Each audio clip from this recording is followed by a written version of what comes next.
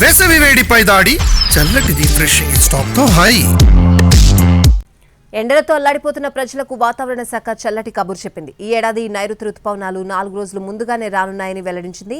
నైరుతి రుతుపవనాలు ఇవాళ అండమాన్ తీరాన్ని తాకనున్నాయని, ఆ తర్వాత 3 రోజులు అటు ఇటుగా మే 27న కేరళలోకి ప్రవేశించనున్నాయని తెలిపింది.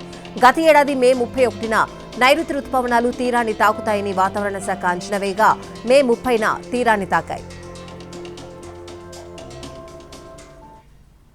ఎండలతో అల్లాడిపోతున్న ప్రజలకు వాతావరణ శాఖ చల్లటి కబురు చెప్పింది. ఈ ఏడాది నైరుతి రుతుపవనాలు 4 రోజులు ముందుగానే రానున్నాయని వెల్లడించింది. నైరుతి రుతుపవనాలు ఇవాళ అండమాన్ తీరాన్ని తాకనున్నాయని, ఆ తర్వాత 3 రోజులు అటు ఇటుగా మే 27న కేరళలోకి ప్రవేశించనున్నాయని తెలిపింది. గత ఏడాది మే 31న నైరుతి రుతుపవనాలు తీరాన్ని తాకుతాయని వాతావరణ శాఖ అంచనా వేయగా మే 30న తీరాన్ని తాకాయి.